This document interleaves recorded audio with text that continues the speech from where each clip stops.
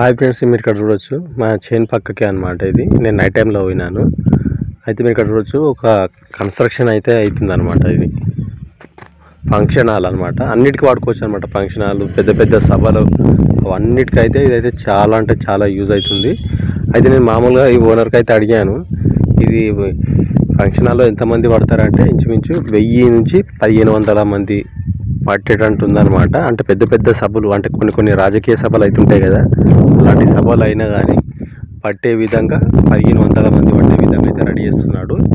ఇది మొత్తం కూడా అంటే ఒక భాగం ఏసీ ఉంది, మరొక భాగం నాన్ ఏసీ అనమాట. మొత్తం చాలా పెద్దగా ఉందన్నమాట. మీరు ఇక్కడ చూడొచ్చు, అంతా కన్స్ట్రక్షన్ అయితే బాగా నడుస్తుంది. నైట్ టైంలో కూడా వర్క్ అయితే అవుతుందన్నమాట. కింద ఫ్లోరింగ్ అయితే అవుతుందన్నమాట నైట్ టైంలో. నేను మామూలుగా చేను సైడ్ అయితే పోయాను మా బోరు వేద్దామని. బట్ అక్కడ చూస్తే మాత్రం కన్స్ట్రక్షన్స్ అనేవి నైట్ టైంలో కూడా అవుతుందన్నమాట. చూడొచ్చు ఎంత పెద్ద ఉందో. పెద్ద పెద్ద బేసులు అయితే లేపి పునాదులు అయితే తీసి బాగానే కడుతున్నారు అనమాట.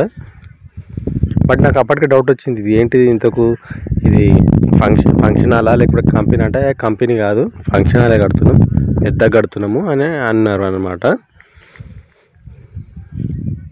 కాకపోతే మొత్తం లగ్జరీగా చేస్తాడంట, అంతా కూడా లగ్జరీ టైప్లో చేసి మొత్తం మంచి అన్ని వసతులు కూడా మొత్తము కుర్చీలు అంటే ఏ క్లాస్కు సరిపోయే విధంగా ఆ క్లాస్కి అనమాట.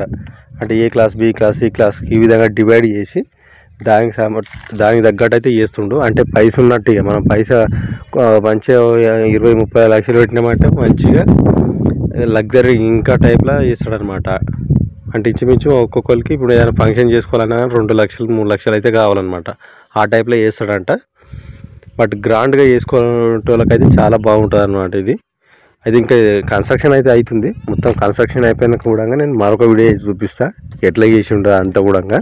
లగ్జరీ అంటుండు కాబట్టి తర్వాత ఇంకో వీడియో అయితే చూపిస్తాను నేను. బట్ ఇప్పటికైతే కన్స్ట్రక్షన్ అయితే నడుస్తుంది. ఎందుకంటే నేను ఎందుకు వీడియో చేసిన అంటే మీకు కూడా తెలుస్తుంది కదా అన్నట్టు, మీకు కూడా తెలియజేద్దాం అన్నట్టు. బట్ మీరు కూడా ఒకవేళ ఫంక్షన్ హాల్ కట్టుకుంటే మాత్రం మరీ ఇంత పెద్దగా కట్టుకోకండి, చిన్నగా కట్టుకోండి. వీడు బాగున్నాడు కాబట్టి మంచిగా కడుతున్నాడు. దీనికే నాకు తెలిసి ఇంచుమించు 2 లేదా 3 కోట్లు అయితే అవుతుండొచ్చు అని నా అంచనా.